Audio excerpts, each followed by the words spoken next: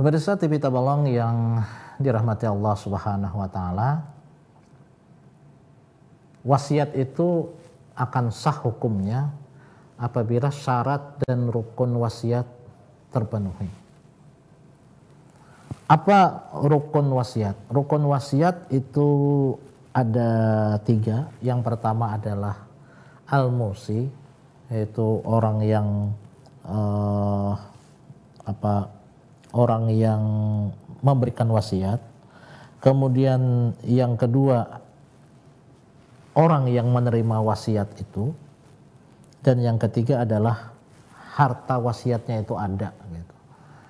Jadi yang orang yang berwasiatnya hidup, orang yang menerima wasiat juga hidup, dan yang ketiga ada harta yang diwasiatkan.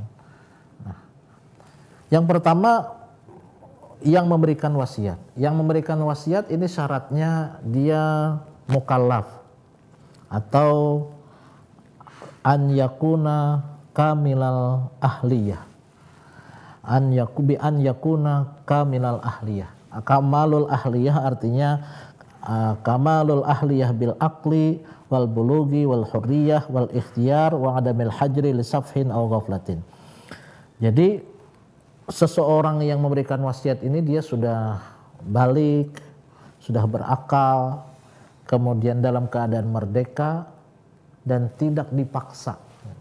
Tidak dipaksa untuk memberikan wasiat itu. Fa in kana al-musi naqisal ahliyah.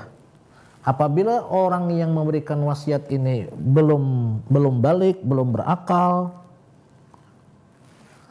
bi kana sagiran, misalnya orangnya ini masih kecil, au majnunan atau dalam kondisi junun, au abdan atau dia tidak merdeka, au mahjuran alaih atau terlarang dia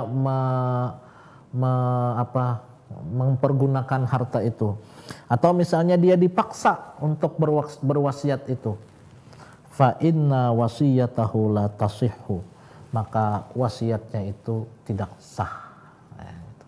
Jadi orang yang berwasiat itu mukallaf orangnya, balik, berakal, merdeka dan tidak dipaksa. Jadi apabila dia dipaksa untuk berwasiat, maka wasiat itu batal. Kemudian yang kedua, orang yang menerima wasiat atau al-musalahu, orang yang menerima wasiat itu juga ada syaratnya. Yang pertama adalah dia hidup. Jadi pada saat memberikan wasiat itu orang yang menerima wasiat ini hidup. Nah, wasiat akan batal apabila orang yang menerima wasiat meninggal lebih dulu dari orang yang memberi wasiat. Kemudian yang kedua, diketahui. Dia tahu gitu bahwa dia ini menerima wasiat. Dan yang ketiga, dia dapat menjaga wasiat itu. Dan dia menerima wasiat itu. Apabila orang yang menerima ini tidak mau menerima, orang yang akan menerima wasiat ini ternyata tidak mau menerima, maka tidak sah juga wasiat itu. Nah, kemudian yang keempat, syarat orang yang menerima wasiat itu adalah alla yakuna warisan lil musi, bahwa dia bukan ahli waris dari orang yang berwasiat.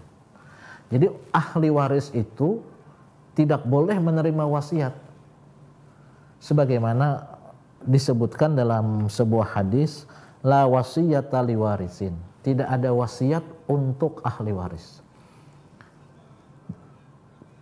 Illa, dalam hadis yang lain ada sambungannya, illa ayyasha al-warasah, kecuali apabila disepakati, disetujui atau dikehendaki oleh ahli waris yang lain gitu. Kenapa? Karena kalau ahli waris ini menerima wasiat, maka nanti dia akan mendapatkan double. Pertama dia akan mendapatkan wasiat, yang kedua dia mendapatkan waris. Sehingga yang menerima wasiat ini bisa menyebabkan ahli waris itu bisa menyebabkan berkurangnya hak ahli waris yang lain. Jadi contohnya seperti ini. Ada seseorang misalnya, ini contoh ya. Misalnya seseorang mempunyai anak 4 orang. 3 anak laki-laki, 1 anak perempuan. Nah, ketika orang tuanya mau meninggal dunia, orang tuanya berwasiat, nanti kalau saya meninggal dunia, rumah ini saya berikan kepada anak saya yang perempuan. Nah, jadi misalnya kalau nanti saya sudah meninggal dunia, rumah ini saya berikan untuk anak saya yang perempuan. Berarti anak yang perempuan menerima wasiat ini. Nah, hal ini tidak berlaku atau tidak boleh dilakukan apabila tidak disetujui oleh ahli waris yang lain. Jadi la wasiyata li warisin illa ayyasha'al warasah. Tidak ada wasiat untuk ahli waris kecuali apabila disetujui atau dikehendaki oleh ahli waris yang lain. Dan ini juga ada di dalam KHI, Kompilasi Hukum Islam pasal 195 ayat 3. Itu juga disebutkan seperti itu. Nah, jadi kalau misalnya satu anak tidak setuju, maka tidak berlaku wasiat untuk anak yang perempuan itu. Maka rumah itu nanti akan menjadi bagian dari waris gitu. Kenapa tidak boleh menerima wasiat? Karena kalau si anak perempuan ini menerima wasiat, maka nanti dia akan dapat double. Pertama dia dapat rumah dari hasil wasiat itu, yang kedua nanti dia mendapatkan waris. Akhirnya dia double, mendapatkan wasiat dan mendapatkan waris. Sementara saudara-saudaranya yang lain hanya mendapatkan waris saja gitu ya.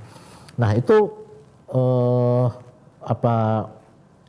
orang yang menerima wasiat. Jadi orang yang menerima wasiat itu bukan termasuk ahli waris. La wasiyata li warisin illa ayyasha'al warasah. Jadi tidak ada wasiat untuk ahli waris kecuali apabila dikehendaki oleh ahli waris yang lain. Dan hal ini juga sama dengan apa yang ada di dalam KHI atau Kompilasi Hukum Islam di pasal 195 ayat 3. Bapak Ibu jamaah rahimakumullah, kemudian benda yang diwasiatkan. Nah, jadi benda yang diwasiatkan itu apa?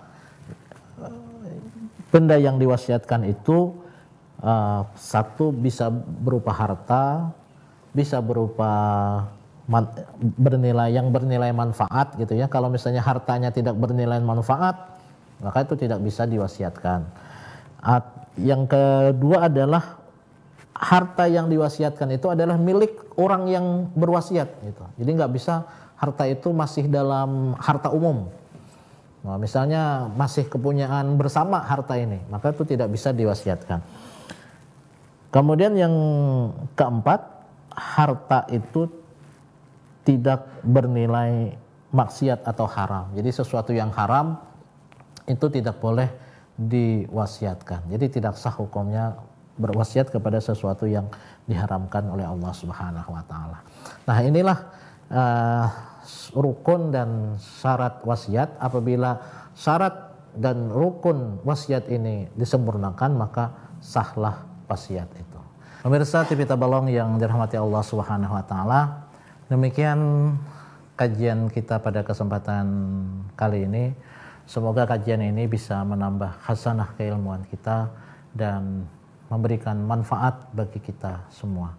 Terima kasih atas perhatiannya. Mohon maaf atas segala kesalahan dan kehilafan, dan insya Allah kita bertemu kembali pada kajian-kajian berikutnya.